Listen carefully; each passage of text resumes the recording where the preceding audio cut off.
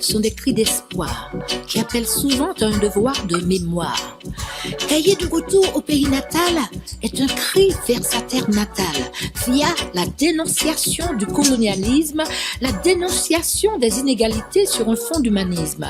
Une force tranquille, dimensionnelle, d'une intelligence exceptionnelle comme un diamant taillé à l'état brut, poète détenteur du concept de négritude, il est le symbole. Queen Cheba, ça c'est un morceau que vous avez fait en hommage à Aimé Césaire.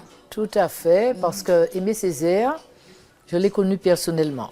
C'est-à-dire que dans mon enfance, j'habitais les Terres Saint-Ville, Fort-de-France, enfin pas loin de la mairie. D'accord. Et donc ma mère qui m'élevait toute seule m'emmenait l'après-midi pour me promener dans la cour de la mairie.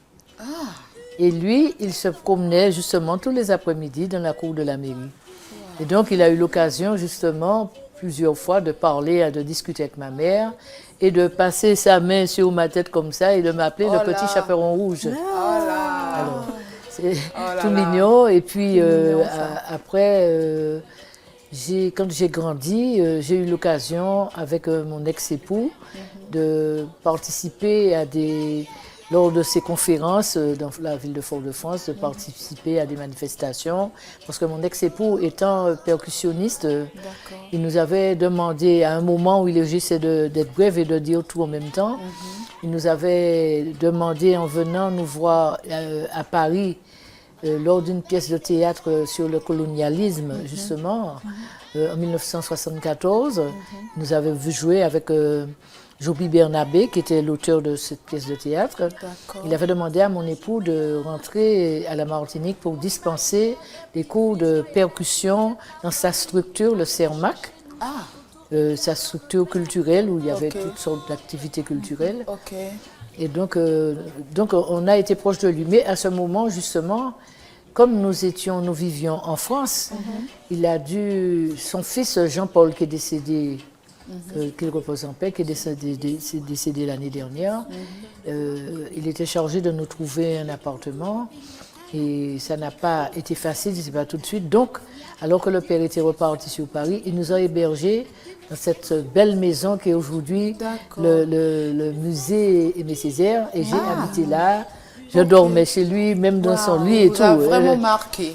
Ça m'a vraiment marqué. Mes enfants, j'avais 2 enfants au moment et on habitait dans cette belle maison. Ce qui m'a fait croire même que si jamais je construisais, je ferais une maison comme ça, style colonial, parce que c'est vraiment étudié pour les pays tropicaux. D'accord.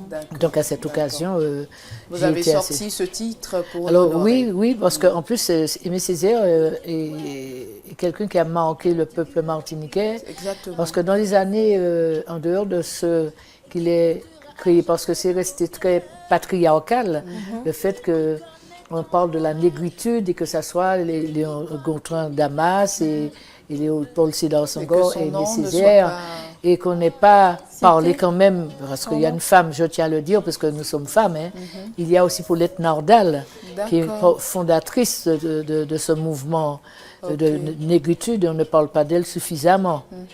À cette époque, elle était là aussi.